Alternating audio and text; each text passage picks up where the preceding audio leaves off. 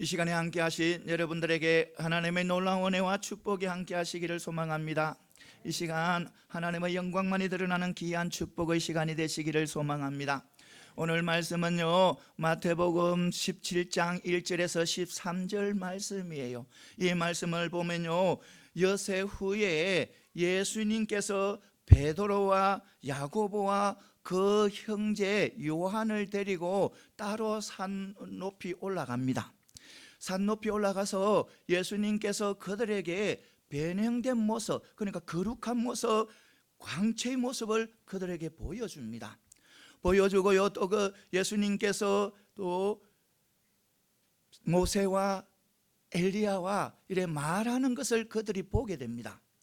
그런데 그들을 그것을 보고 이 베드로가요 어떤 말씀을 하냐면, 주여 우리가 여기 있는 것이 좋사오니 이렇게 이야기를 합니다. 그리고 이야기를 하는 후에요, 주님 허락만 하시면 여기에서 초막셋을 짓겠다는 거예요. 주님을 위해서, 모세를 위해서, 엘리야를 위해서 초막셋을 짓고 여기에서 거하고 싶다는 거예요. 여기에 있고 싶다는 거예요. 여기에서 축복을 누리고 싶다는 거예요. 그런데 그때요, 빛난 구름이 그들을 덮습니다. 덮고 거기에서 하나님의 음성이 들립니다. 이는 내 기뻐하는 자라고, 내 사랑하는 자요 내 기뻐하는 자라고 이야기하면서 그의 말씀을 들으라는 거예요. 그의 말을 들으라는 거예요. 그의 말을. 그래서 그들은 놀라서 땅에 엎드립니다. 땅에 엎드리니까 예수님께서 그들을 만지면서 일어나라, 두려워하지 마라.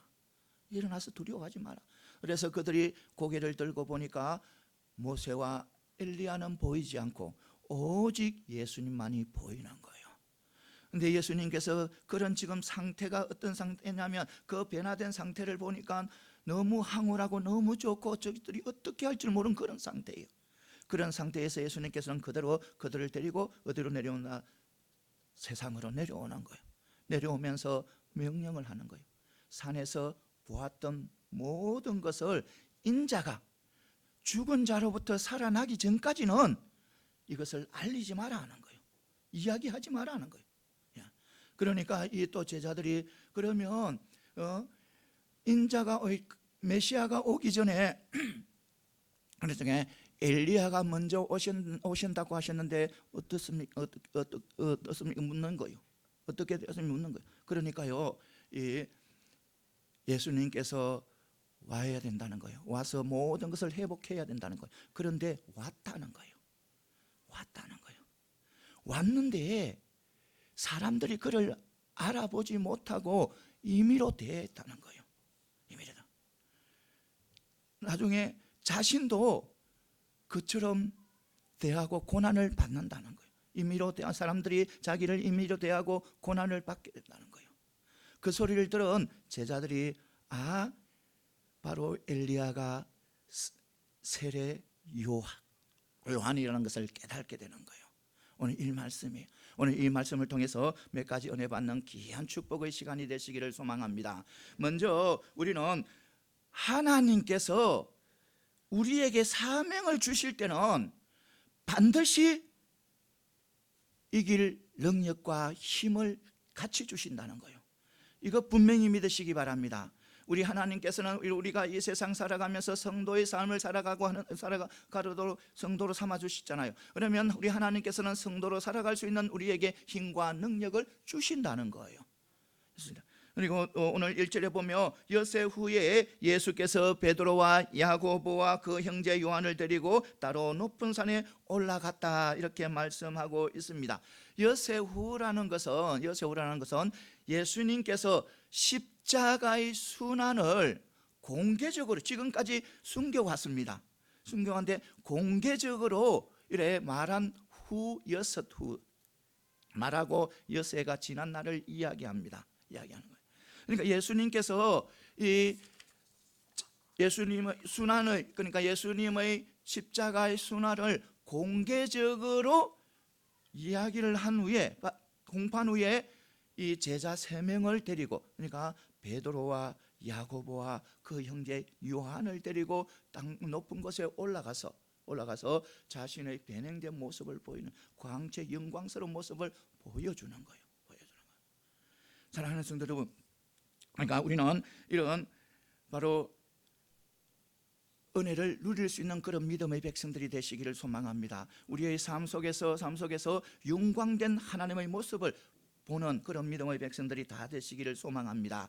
그러면요, 왜 우리 주님께서 이 3명만, 제자들이 12명이 있는데 왜 이 3명만 데리고 베나산상에 올라가서 그들에게 그 거룩한 모습, 그 영광스러운 모습, 광채의 모습을 보여준다고 하는 겁니다. 그것은요, 바로 이 성경을 쭉 읽어 나가다 보면요, 이 3사람은요 특별한 사명을 받았어요. 특별한 사명. 어떤 특별한 사명을 받았냐면, 이 베드로는요 제자들의 대표로서 예수님께서 십자가에 돌아가시고 부활하시고 그리고 또 성천하신 후에 베드로는요 초대 교회를 책임지는 그런 책임자의 사명을 맡은 거예요.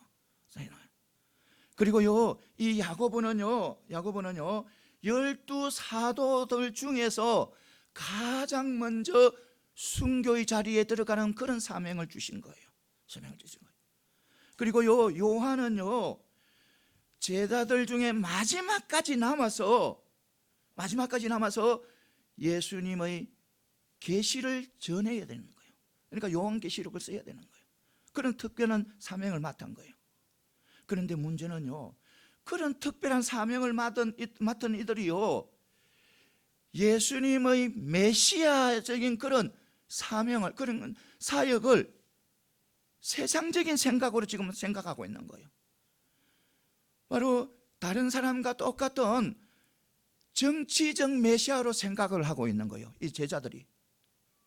그래서 예수님께서 그들을 데리고, 그들의 3명을 데리고 어디로? 베나상에 올라가서 변화된 모습으로 보이고 또 그들이 예수님께서 메시아 역할을, 사명이 어떤 사명을 깨닫게 하고, 또 자신들이 후에 어떤 삶을 살아가야 돼, 어떤 사명을 맡아야 될지를 깨닫게 하기 위해서 그렇게 데리고 올라간 거예요. 여러분, 이 3명의 제자들을 예수님께서 특별하게 사랑해서 다른 제자들은 다 내려놓고 이 제자 3명만 특별하게 사랑해서 그들을 데리고 올라간 것이 아니라는 겁니다. 무엇 때문에? 사명 때문에. 무엇 때문에? 그들이 짊어지고 가야 할 짐 때문에 능력을 보여주기 위해서, 또 은혜를 미리 보여주기 위해서 그들을 데리고 들어간 거예요. 데리고 올라간 거예요. 여러분, 해당장 야이로의 딸 있잖아요. 죽은 야이로의 딸을 살릴 때 그때도 이 3명만 데리고 들어갔어요. 3명들. 그러니까 다른 모든 사람들이 죽었습니다 하고 막 통곡할 때요, 예수님께서는 아니다, 자고 있다, 소녀는 자고 있다 하면서 이 3명을 데리고 들어가서 달리다고 일어나라 하면서 그 소녀를 살립니다. 그 소녀를 살리고, 또요 겟세마네 동산에 올라가서 기도할 때도 이 3명만 데리고 올라갔습니다.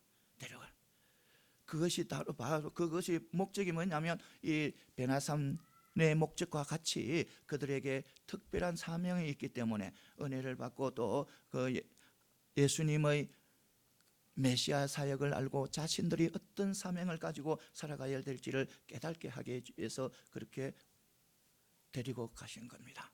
여러분, 이거 분명히 맞으시기 바랍니다.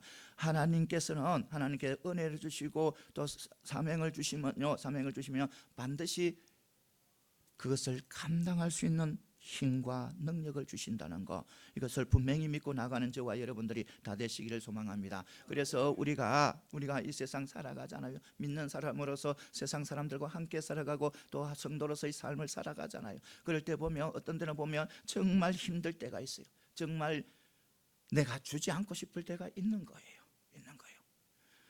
그러나 그건 역시요 우리가 기뻐하고 감사해야 되는 거예요. 왜냐하면 하나님께서 나에게 더 큰 사명을 주시기 위한 하나님의 배려다는 겁니다. 배려다는 거예요.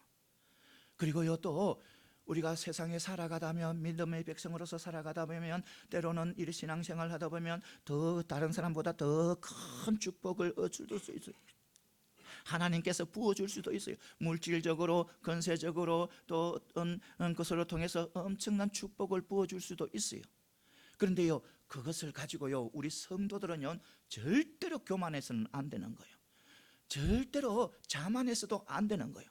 그건 역시 하나님께서 주신 그 축복, 물질적인 축복이든 건세적인 축복이든 명예적인 축복이든 어떤 축복이든요, 하나님께서 주신 그 축복은요, 내가 어디에 사명을 감당할 때 다 쓰도록 하나님께서 허락하신 것이란 겁니다. 내 혼자서 먹고 마시고 잘 살기 위해서가 아니라 하나님께서 주신 축복은 반드시 내가 사명 감당할 때 쓰도록 허락하신 거예요. 이것을 분명히 믿으시기 바랍니다. 분명히. 그래서 우리는 어떤 상황 속에서도, 어떤 어려움 속에서도, 어떤 행편 속에도 우리는 낙심하거나 좌절하거나 주저앉지는 말아야 된다는 겁니다. 반드시 우리 성도들은 하나님께서 그 모든 것을 이겨나갈 수 있는 그런 능력을 허락하신다는 것을 분명히 믿으시고 나가는 저와 여러분들이 다 되시기를 소망합니다. 오늘 우리 또 2024년 한 해가 시작되잖아요. 우리는 성도로서 또 한 해를 살아가야 되는 거예요. 나 2024년 나 싫어, 너무 싫어, 나 안 살 거야, 이거 안 되는 거예요. 하나님께서 주신 축복의 한 해예요. 내가 가지고 싶어서 가진 것이 아니에요. 이 한 해의 축복도요, 하나님께서 주시기 때문에 이 24년을 살아갈 수 있는 능력도 하나님께서 주신다는 거예요. 그래서 우리 올 한 해도 하나님의 능력 속에서, 주신 능력 속에서 잘 감당하시고, 우리 교회도 하나님께서 주신 그 은혜를, 사명을 잘 감당하는 그런 믿음의 백성들이 다 되시기를 소망합니다. 또 우리는요, 세상에서 가장 아름답고 가장 영광스러운 모습은 바로 십자가를 지는 모습이라는 거예요. 이것을 분명히 믿으시기 바랍니다. 우리가 십자가를 지는 모습이요, 가장 아름답고 가장 영광스러운 모습이랍니다. 이것을 반드시 믿으시고 달려가는 저와 여러분들이 다 되시기를 소망합니다. 3절에 보면 때에 모세와 엘리야가 예수로 더불어 말씀하는 것이 그들에게 보이거늘 이렇게 말씀하고 있는 것입니다. 다른 복음서, 누가복음서에 보면 그 내용이 나옵니다. 그 내용이, 그러니까 모세와 엘리야가 예수님과 함께 대화하는 내용이 바로 예수님께서 예루살렘에서 벨세한다는 겁니다. 벨세. 여기에서 벨세라는 원어적으로 무슨 뜻이냐면 뭐 엑소더스, 그러니까 출애굽이란 뜻입니다. 출애굽. 그러니까 예수님께서 이 지금 모세와 엘리야와 이래 이야기하는 것은 어떤 이야기냐면, 이스라엘 백성들이 출애굽할 때 유월절 어린 양의 피로 구원받은 것처럼 예수님께서, 그러니까 하나님의 어린 양 예수님께서 십자가를 지시고 돌아가심으로 통해서 많은 성도들이 구원을 받는다는 그런 의미입니다. 다시 말해서 이스라엘 백성들이 430년 동안 애굽에서 노예 생활을 했잖아요. 정말 형편없는 그런, 정말 아무 보자고 쓸데없는 그런, 아무 쓸모없는 그런 사람들입니다. 그런데 하나님께서는 그들을 택해서 그들을 구원합니다. 자유를 주려고 합니다. 그런데 이 애굽의 왕 바로가요, 거절을 하는 거예요. 계속해서 피해 제일 처음에 나일강 피해의 재앙을 시작해가지고 9번째 어두움의 재앙까지 거절하는 거예요. 처음에 또 어떤 때는 허락했다가 또 번복하고 이래가 계속해서 거절을 하는 거예요. 그런데 하나님께서는 마지막에 어떤 재앙을 내리냐면 생명의 재앙을 내립니다. 그러니까 마지막 첫으로 태어난 것들 다 뭐 한다, 하나님이 거두어 가신다는 거예요. 그런데 이스라엘 백성들에게 축복을 하는 거예요. 어떤 축복을 주냐면, 이스라엘 백성들의 가정에는 어린 양을 잡아서 그 피를 문지방 인방에 뿌리고 바르면 죽음의 사자가 그것을 지나간다는 거예요. 지나간다는 거예요. 그러니까 애굽 사람들은 다 장자를 다 잃습니다. 초태생을 다 잃는데 이스라엘 백성들은 다 살아난, 구원받는 거예요. 구원받는 거예요. 이것처럼 하나님의 어린 양 예수님이 우리의 모든 죄를 다 짊어지시고 십자가에 돌아가시고 부활하심으로 통해서, 그러니까 모든 십자가에서 모든 물과 피를 다 쏟음으로 통해 가지고 우리가 그것을 믿음으로 통해서 구원을 받는다는 그런 의미라는 것입니다. 이것을 분명히 믿고 나가는 저와 여러분들이 다 되시기를 소망합니다. 사랑하는 성도 여러분, 그래요. 우리가 바로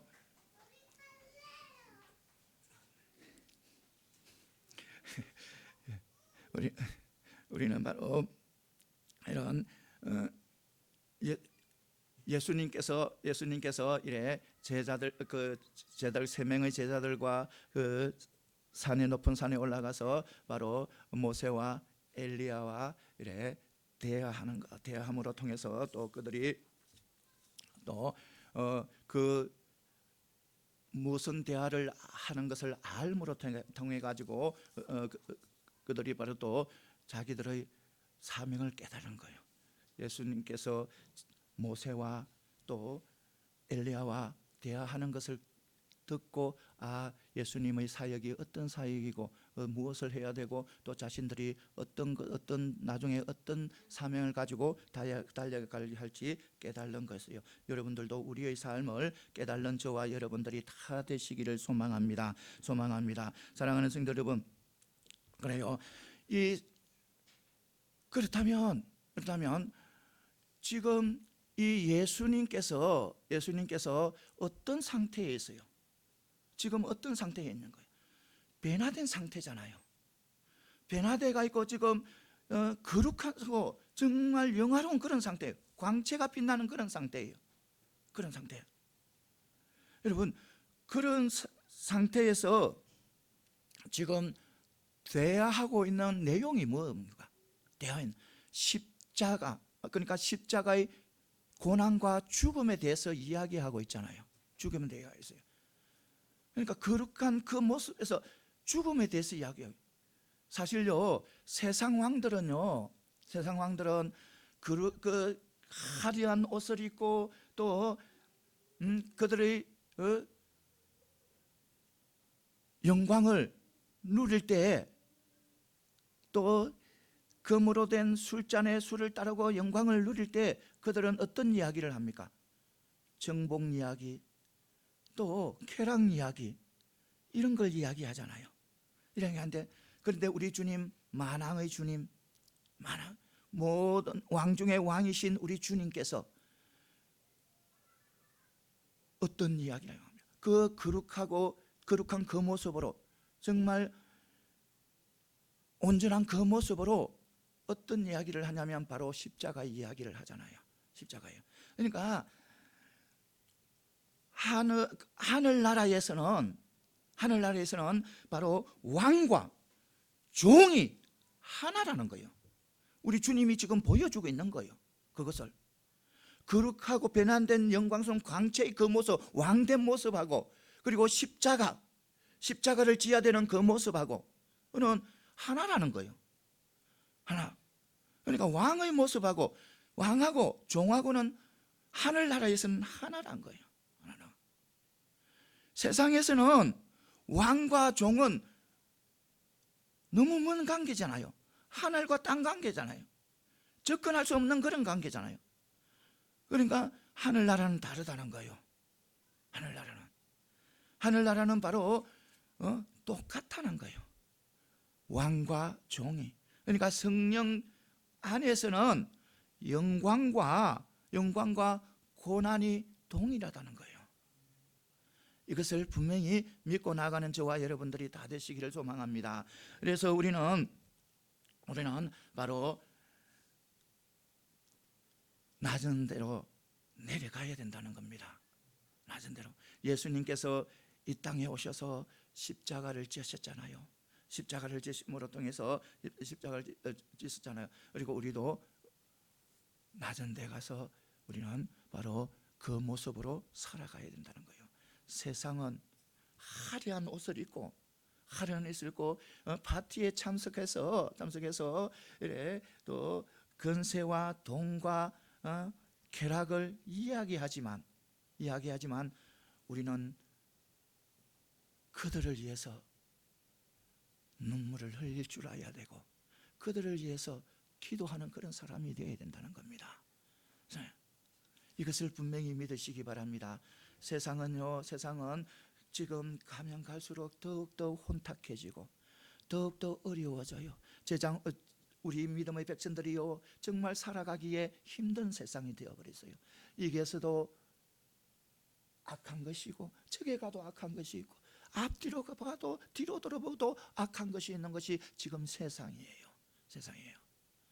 그렇지만요 그런 세상에서도 우리는 바로 주님을 닮은 모습으로 살아가야 된다는 겁니다. 그들에게 빛과 소금의 역할을 해줘야 된다는 겁니다. 이것을 반드시 믿고 나가는 저와 여러분들이 다 되시기를 소망합니다. 사랑해요. 그러니까 가장 우리가 아름다운 모습, 이 세상에서 가장 아름답고 영광스러운 모습은 바로 십자가 지는 모습이라는 거예요. 우리 주님께서도 십자가 지기 위해서 이 땅에 오셨잖아요. 누리기 위해서 온 거 아니잖아요. 섬김을 받기 위해서 온 거 아니잖아요. 섬기고 가장 낮은 자리에 왔잖아요. 낮은 자리에. 그것이 영광의 자리라는 겁니다. 영광의 모습이라는 거예요. 그것이 가장 아름다운 모습이라는 거예요. 그래서 우리도 예수님을 닮은 믿음의 백성으로서는 세상에서 세상이 어떻게 변하든 악하고 변하든 정말 불의한 일을 많이 하든 우리는 그곳에서 들어가서 뭐 해야 된다? 십자가의 삶을 살아야 된다는 거예요. 십자가의 삶을 살 때 그것이 가장 아름다운 모습이고 가장 영화로운 영광의 모습이라는 것, 이것을 분명히 믿고 나아가는 저와 여러분들이 다 되시기를 소망합니다. 우리는 값비싼 옷을 입고요, 값비싼 옷을 입고 잔치에 참여 안 해도 돼요. 우리는 그런 잔치에 참여하는 것보다 우리는 작업복을 입고 고통을 당하고 부러지는 그 신음하는 사람들을 위해서 기도하며 눈물 흘리며 거친 모습으로 살아가야 된다는 겁니다. 그것이 바로 아름다운 모습이고 영광스러운 모습이라는 것을 분명히 믿고 나가는 저와 여러분들이 다 되시기를 소망합니다. 그 다음에는 또 뭐냐면 모든 성도들은 세상속으로 내려가는 자가 되어야 된다는 겁니다. 세상. 이 보면 4절에 보면 예수님이 영원하게 변화되고 또 모세와 엘리야와 함께 말씀을 나누는 것을 본 베드로는 어떤 말을 하냐면 우리가 여기 있는 것이 좋사오니 이렇게 이야기하는 거예요. 지금 너무 좋잖아요. 예수님께서 변화되고 영광스러운 변화된 모습을 보고 또 누가 또 함께한다?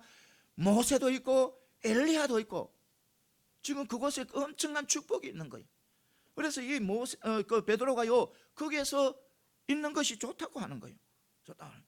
여러분은 다른 복음서에 보면 마가복음에 누가복음에 보면 같은 내용인데도요 뭐냐면 이 지금 베드로는요 지금 항어에 빠지고 자기가 무슨 말을 하는지 잘 모른다요. 잘 모르. 지금 자기가 무슨 말을 하는지 잘 모르고 막 한다는 거예요 말은. 그런데 거기에다 더 한 개 더 붙이는 것이 뭐냐면 조막을 3개를 짓겠다는 거예요. 주님을 위해서, 모세를 위해서, 엘리야를 위해서 짓겠다는 거예요. 그래서 자신들은 이게 머물고 싶다는 거예요. 이것이 좋다는 거예요. 이것이 좋다는 거예요. 여러분 지금 이 베드로의 모습은, 베드로의 지금 이 태도는요 예수님의 의도하는 태도와는 180도 다른 거예요. 예수님께서는요 지금 그들에게 변형된 모습을 보여주고, 그러니까 메시아의 사역이 어떤 사역이고 자기들이 어떤 길을 걸어가야 될지를 보여주기 위해서 그들을 데리고 올라온 거예요. 그게 축복이 있는 곳에서 머물게 하기 위해서 데리고 온 거 아니라는 겁니다. 자기들이 그것을 모습을 보고 깨달아서 어디로 보내기 위해서, 세상으로 데려보내기 위해서 데리고 온 거예요. 지금 그런데요 이 베드로는 여기가 좋습니다. 여기에서 살고 싶습니다. 지금 이렇게 이야기하고 있는 거예요. 그러면 이 모습이요, 베드로의 모습만 이 모습인가요? 오늘날이 그렇지 않다는 거예요. 오늘날 많은 성도들이, 대부분 성도들이 이런 모습으로 살아간다는 거예요. 교회에서 은혜 받고 신앙생활하다가 은혜 받고 신앙생활하다가 축복받으면 그 축복을 누리겠다는 거예요. 그 은혜를 누리겠다는 거예요. 나 세상을 나가기 싫다는 거예요.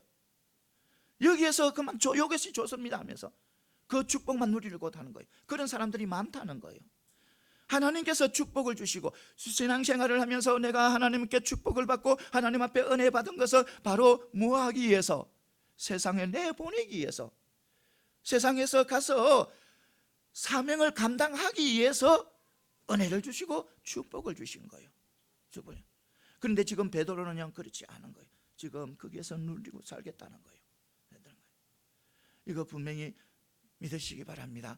우리는 베드로와 같은 그런 모습이 아니어야 되는 거예요.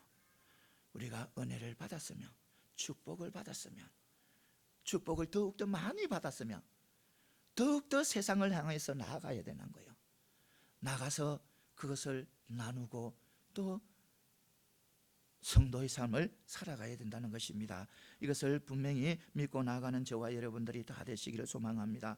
세상은요, 향락과 깨락을 누리지만 우리 성도들은 바로 십자가를 져야 된다는 거예요. 우리에게 맡겨진 그 십자가, 우리는 내치서는 안 되는 거예요. 세상은 어떻게 변하든지 하나님께서 우리를 성도를 삼은 것, 하나님께서 우리를 자녀로 삼은 것, 하나님께서 우리를 천국의 백성으로 삼은 것은 바로 세상에서 성도의 삶을 살아라고 변하지, 교회 안에서만 성도, 모임에서만 성도 아니라는 거예요.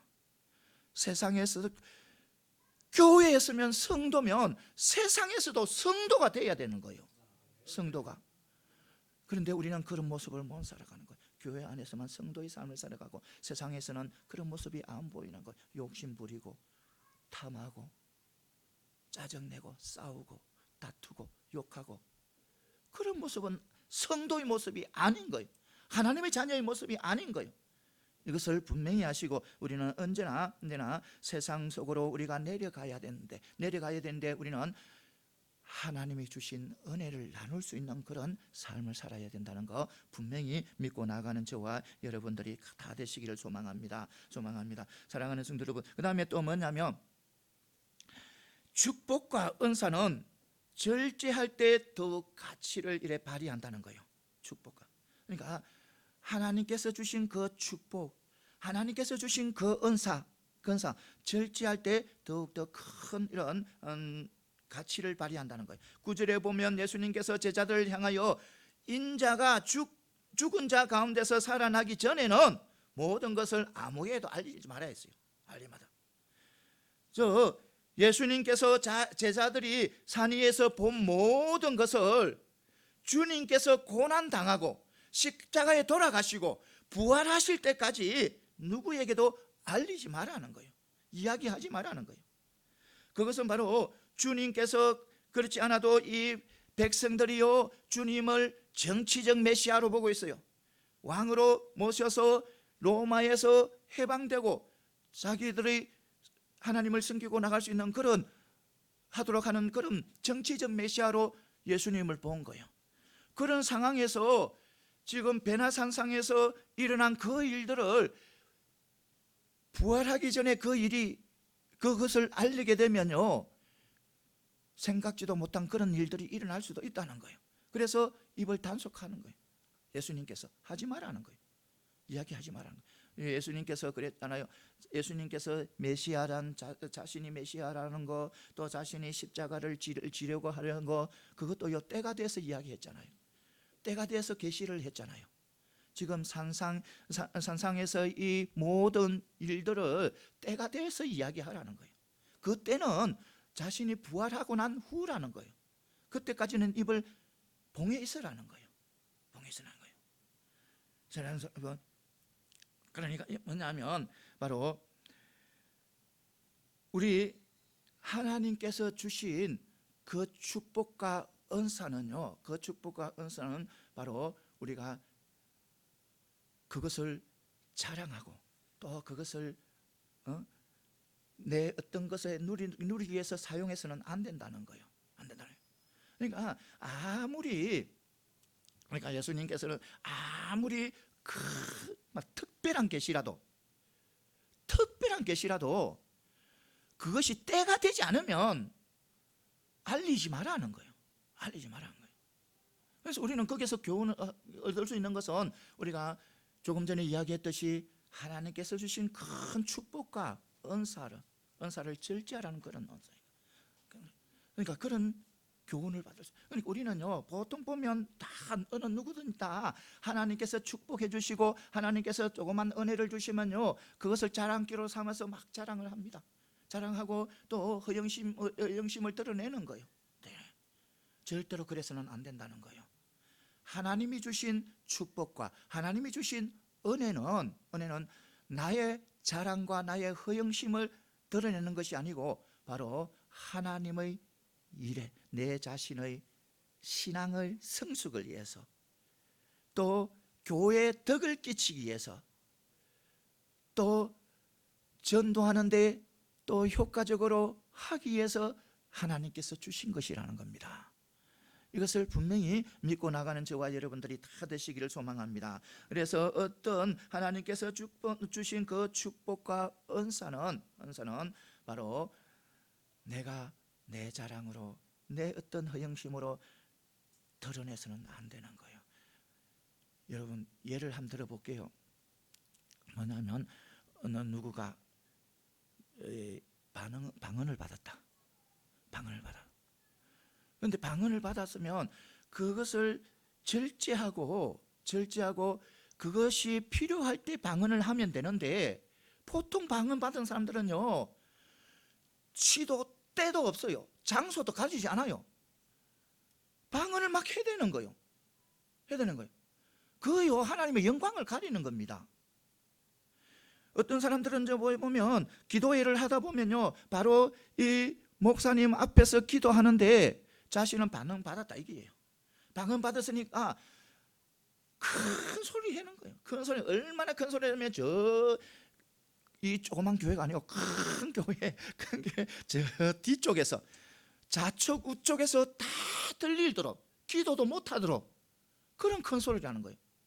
그것은요, 하나님이 주신 은사와 축복을요 잘못 사용하는 거예요. 그것은요, 하나님이 주신 축복을 가지고 은사를 가지고 사단의 도구가 되어버리는 거예요. 그런 거는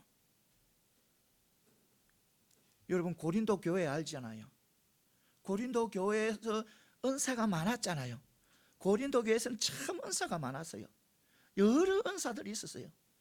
그런데 또 방언 은사도 있었어요. 그런데요, 그들이 얼마나 자랑하고 다투고 그렇게 했냐면, 자기들을 드러내려고 했냐면, 이 방언하는 사람들이 대표 기도를 공예배에서 대표 기도를 하는데 방언을 해버려요. 여러분 그거 합당 아니에요. 잘못된 거예요. 그거는요 사단의 도구가 되어버린 거예요. 하나님께서 주신 축복인데, 하나님께서 주신 은혜인데 잘못 사용하니까 사단의 도구가 되는 거예요. 그래서 우리는 언제나 어떤 상황에서도 절제하고 또 절제하고 합당한 곳에 하나님의 축복과 은사를 사용해야 된다는 겁니다. 이것을 분명히 믿으시기 바랍니다. 보면 또 어떤 사람들은 또 그래요. 어떤 사람들은 자기가 말씀을 좀 많이 안다고 해가지고 저 상집에 가서 야, 울지 마. 울면 네 신앙이 없어. 네 왜 그리 울어? 부활하는데 부활 이야기하면서 자신의 교만을 드러내는 거예요. 여러분 상집에서는요 울어도 돼요. 왜냐하면 우리가요 미국에 유학을 보내도 딸내미 유학을 보내도 마음 아프고 힘들잖아요. 그러니까 영원히 이 세상에서 보지 못하는 그 상황이 벌어졌는데 안 울 수 없잖아요. 축복을 받았지만 천국에 가지만 그래도 이 세상에서는 오랫동안 못 보잖아요. 그러니까 슬퍼할 수도 있는 거예요. 그런데 슬퍼한다고 믿음이 없니? 네가 신앙이니? 하면서 그렇게 자만을 뜨는 사람들도 있다는 겁니다. 그것은요 잘못된 거예요. 그것은 사단에게, 하나님께서 주신 축복을 사단에게 이용당하는 거예요. 그래서 우리는 하나님께서 주신 그 축복, 은사는 반드시 절제하면서 합당한 곳에 사용해야 된다는 겁니다. 합당한 것이 바로 뭐냐면 우리 나의 신앙 성숙이나 교회 덕이나 또 전도하는데 효과적으로 사용해야 된다는 겁니다. 이것을 분명히 믿고 나가는 저와 여러분들이 다 되시기를 소망합니다.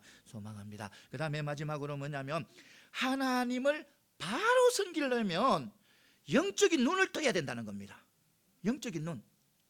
이 보면 10절에서 12절에 보면 예수님께서 엘리야의 도래에 관해서 이래 질문하는 제자들에게 이미 엘리야가 왔다는 거예요. 엘리야가 왔지만 사람들이 알지 못하고 임의로 대우했다는 거예요. 그리고 인자이신 예수님 자신에 대해서도 그렇게 할 것이라고 이렇게 말씀하고 있는 것입니다. 여기서 엘리야가 왔다는 것은 바로 뭐냐면 세례 요한을 이야기하는 거예요. 세례 요한. 그리고 알지 못하고 임의로 대했다는 것은 바로 목을 쳤다는 거예요. 죽였다는 거예요. 그런 지금 예수님께서도 그렇게 당할 것이라는 거예요. 이야기하고 있는 것입니다. 여러분, 그러니까 예수님께서 그렇게 당할 것이라고 제자들에게 이래 바로 엘리야의 도래에 대해서 이야기를 하고 있는 것입니다. 여러분, 그것은 왜 그랬을까요? 왜 이 제자들에게 그런 세례 요한을 이야기하고 또 자기 자신 이야기하면서 그렇게 했을까요?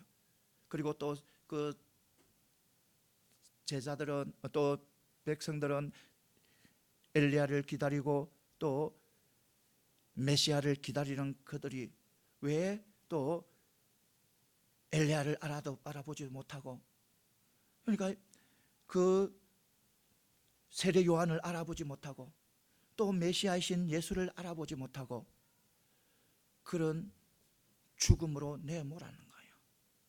그 이유가 무엇일까요? 그리고 여러분, 이 이스라엘 백성들은요 오랜 동안 남의 지배를 받은 거예요. 그래서요 그들은요 메시아에 대해서 큰 대망을 가지고 있는 거예요. 큰 기대를 가지고 있는 거예요. 큰 기대. 그리고 메시아 오기 전에 또 성경에 보면 메시아 오기 전에 또 엘리야가 온다는 그런 이야기를 들으니까 그 엘리야가 올 것이라는 것도 자신들은 기대하고 있는 거예요. 기대하고 있었는데 세례 요한이라는 사람이 와서 자기들을 죄를 지적하고 회개하라는 거예요. 회개하고 자기 죄들을 지적하고 나무라는 거예요. 그런데요 즉시 뭐 하냐면 그의 목을 쳐버리잖아요. 죽여버리잖아요. 그리고 예수님께서 오셨는데도 예수님을 알아보지 못하고 어떻게 해요? 같이 십자가에 내어주잖아요. 이방인 빌라도에게 십자가형을 때리게 해서 십자가에 내어주잖아요. 왜 그렇게 기대하고 그렇게 대망하고 소망하고 그렇게 한 그들이 엘리야와 또 메시아를 죽음으로 내모는 거예요. 그것은 바로요 그들에 대한 믿음의 부족과 또 영적인 눈이 안 띈 거예요. 엘리야를 못 알아본 거예요. 메시아를 못 알아본 거예요. 그래서 우리는 하나님을 잘 섬기기 위해서는 반드시 영적인 눈을 떠야 된다는 겁니다. 영적인 눈을 떠야 이스라엘 백성들처럼 예수님의 그 겉모습만 보고, 정말 보잘것없는 그 겉모습만 보고 그 속에 있는 영광과 진리를 보지 못하는 그런 어리석은 일을 당하지 않는 거예요. 우리가 보게 되는 거예요. 그 속에 그 모습이 아니라 그 속에 있는 영광과 진리를 보게 되는 거예요. 그러니까 이스라엘 백성들처럼 그렇게 잘못된 길을 가지 않는다는 거예요. 그래서 우리는 어떻게든지 무엇을 떠야 된다? 영적인 눈을 떠야 된다는 거예요. 영적인 눈. 말로만 하나님을 섬깁니다. 하나님 사랑합니다. 예수님 사랑합니다. 나 예수님 없으면 안 돼요. 하나님 없으면 안 돼요. 이 말로만 하는 것이 아니라 하는 거야. 우리는 말씀으로, 기도로 영적인 눈을 떠야 된다는 겁니다. 영적인 눈. 영적인 눈을 뜰 때, 영적인 눈을 뜰 때 어떤 은혜가 주어지냐면 영광을 받으려고 온 자, 높임을 받으려고 온 자, 그 사단을 섬기지 않는다는 겁니다.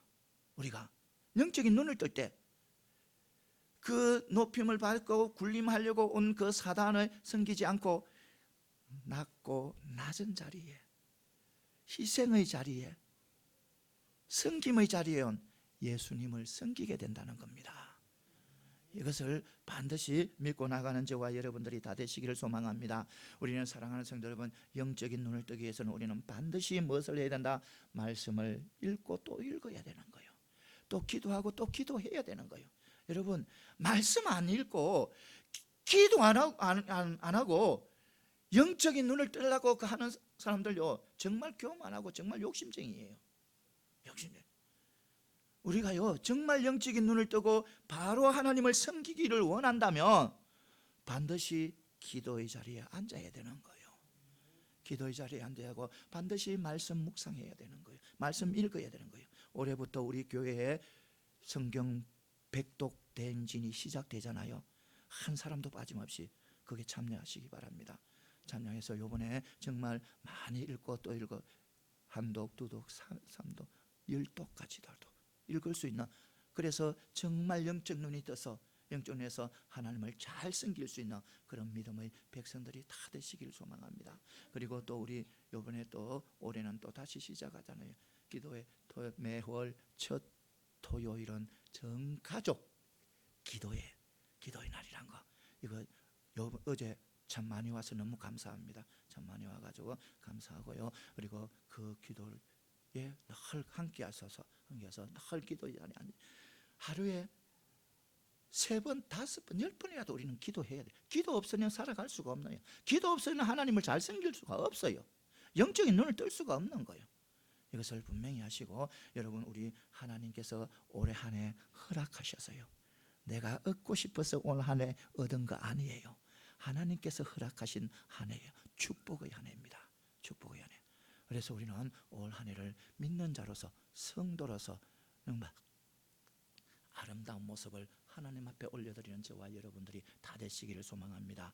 아름다운 모습은 바로 십자가의 삶을 살아가는 것, 이거 분명히 믿고 달려가는 저와 여러분들이 다 되시기를 소망합니다. 예, 기도드리겠습니다.